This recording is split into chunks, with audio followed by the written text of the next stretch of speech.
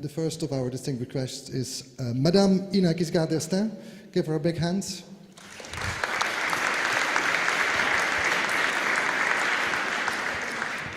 I like to say this in French. Direction des relations extérieures du Musée Louvre. What does that mean precisely? What are you doing there? Well, I'm in fact chargé de mission, close to the president director. So in fact, he puts me on projects that need special care. Like, for example, we had just organized an exhibition in China, in Beijing, which will go in April to Hong Kong. So to do this, we need money. So I organized a big gala event in Macau in November.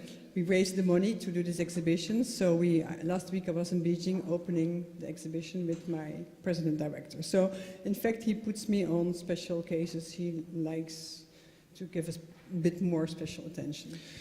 René just pointed out it's about building up long-lasting relations. How are you doing that with the Louvre, especially for such a special event as a Chinese exhibition? Well, the Louvre has been doing now 4 exhibitions already, 8 in fact, if you count the small exhibitions as well, in China. So our first mission was to find Chinese funding. So we found a Chinese ambassador for the Louvre, and she's helping us very much in doing this kind of gala events. It was the second gala we did. In 2012 was our first gala. Our very first exhibition was in 2008 in the Forbidden City with the Napoleon exhibition. Napoleon is very popular in China. So first we find people who will support us, and then we go into action. And of course the museum also, who receives us, organizes the exhibition with us. And was this in the beginning the main goal to say, okay, we have to find the Chinese beneficiaries? Yes, because without Chinese input, you cannot do an exhibition in China.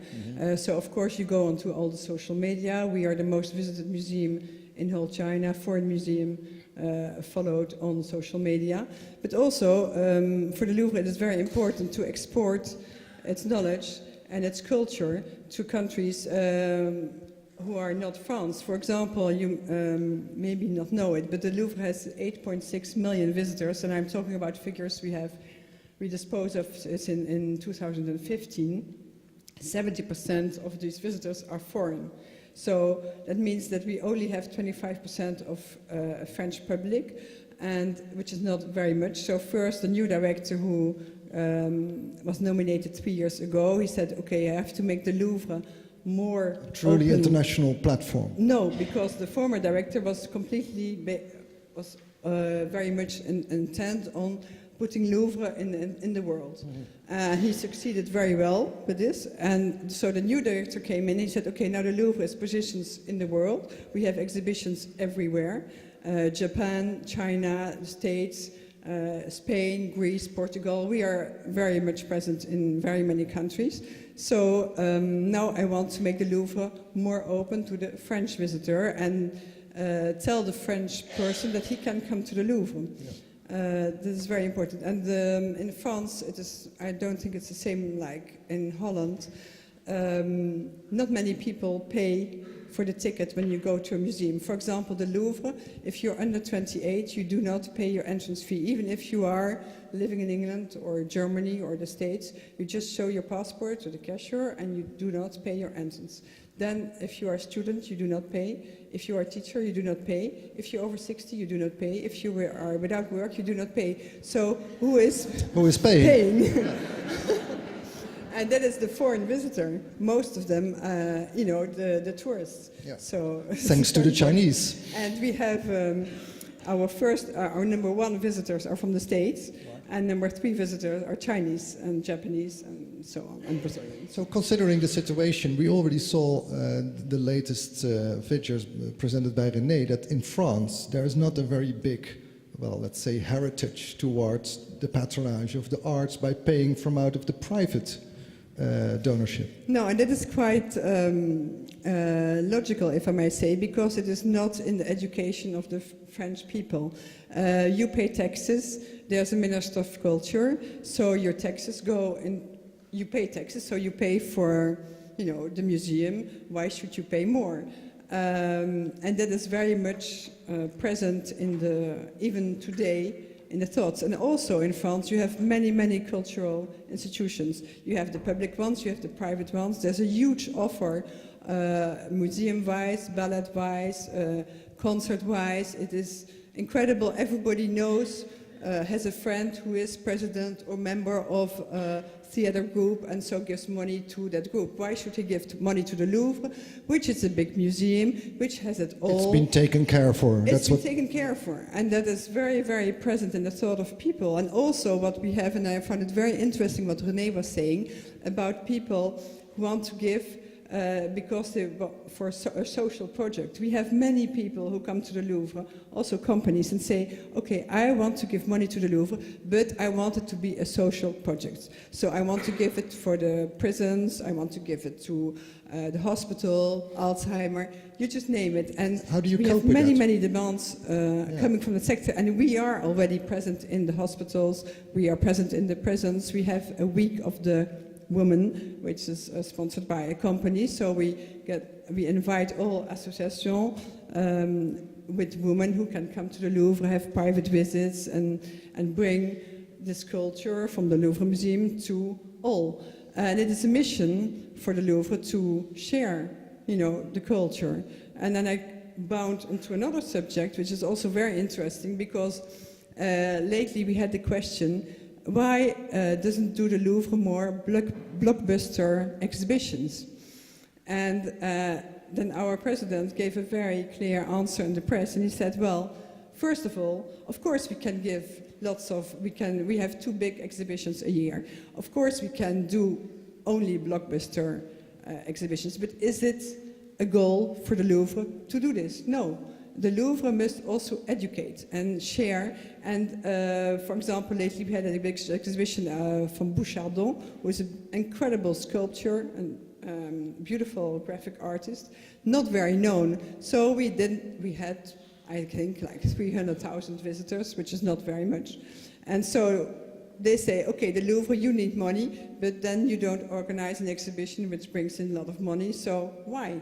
Why? Because we have the mission to educate, to share, and to bring very interesting, maybe not unknown artists to the great big public. Okay. Well, understanding that you want to do this educational approach, that you already have a lot of people coming in freely, that you're heavily depending on the tourists and so on. What does this mean for the strategy towards the philanthropy community? Well, I think we have a very widespread activity. You see it on the screen there. To start with, the Louvre has Les Amis du Louvre. Les Amis du Louvre is an entity separate from the Louvre. And they are so separate that only 2 years ago we started to share our database. So you can imagine how separate this is. And so if you want to become a member of the Amis du Louvre, you pay 80 euros. You have a free pass to the Louvre, so you can come and go as much as you want for only 80 euros a year, which is really nothing. And it goes up to 800, and if you give 1,500, then you are a major donor at the Les Amis du Louvre. Well, then of course we also, at the Louvre itself, as we had this separate organization, we said, okay, we want to know our donors ourselves and create a private relationship with them. So then we created corporate donor circle, and then more private circles like the individual, and then international, the American Friends of the Louvre, and then of course we have the endowment fund, and we have other major donors and other ways of giving. So that was the first step to reorganize all those circles and to make. That's quite recent. That's only like 6 years ago, 8 years ago. But as René already pointed out, also in France, budget cutting is still on the rise. Yes. You have been cut year by year in your funding.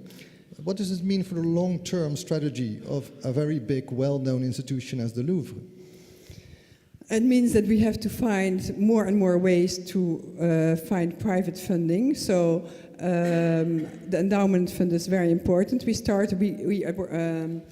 were allowed, we could create the endowment fund because of the Louvre Abu Dhabi operation. As you know, maybe the Louvre lent his name of the Louvre to Abu Dhabi for what we got money, which is the basis of our endowment fund. And now, of course, we try to find more and more donors for the endowment fund because the money is sitting there, and with the profits we can, invest. Also, we are, of course, it is very difficult to find new ways. The Louvre was the very first to start the crowdfunding in 2010. We was the very first operation, which is now imitated by all and everyone.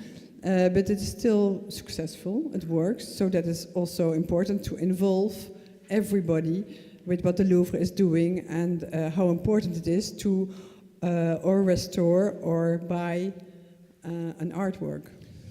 You just told me when we met before that education is one of the other key elements in making a long-term strategy towards the citizens. Yes.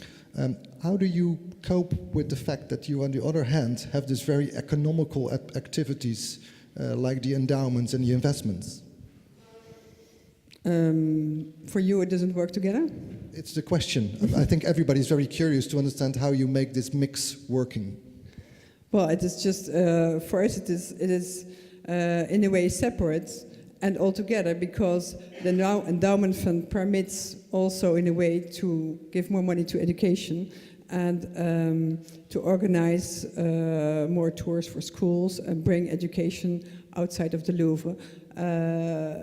Also, when we have exhibitions abroad, education is a big part of what the Louvre can offer, and the Louvre has to offer, and which is the role of the Louvre of being the biggest museum in the world, to share the values of art, the history, and the preserving of it. Very important, restoration. So, last question from me. Maybe we have some questions in the audience.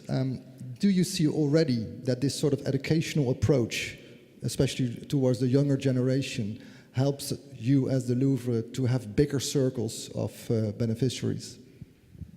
No, I don't think that works. I think the education is something completely different, and I find that the new donors we get, if they are young, they do not come through an educational project, because what René also mentioned is that most of the donors have a higher education.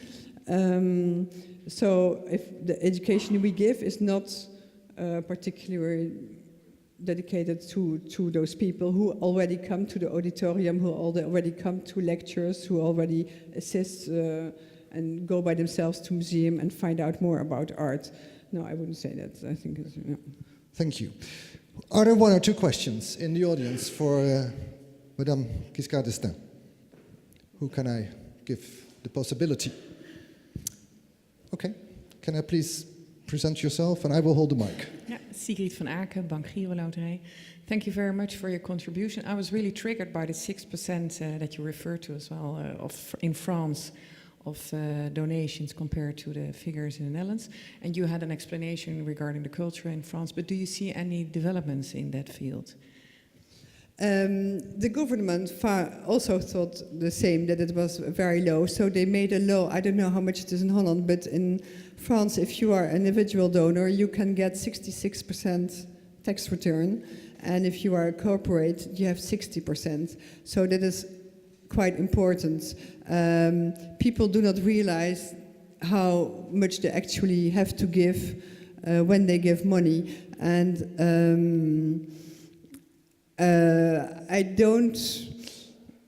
everybody is trying very hard to convince people, and also I return to what René said. She said, well, you have, of course, all the social media. We have YouTube, we have Facebook, we have everything, and we create actions on Facebook to visit the Louvre, to do this, to do that. But the major factor is the individual relation. And I find very much, also from experience, because I worked 10 years in the individual giving major donor sector, that the individual relation is what is most important and what counts most for long-term donorship. So, in other words, you hope it's going to be on the rise for the upcoming years. Yes, of course, we hope that. And then we hope that people get more and more how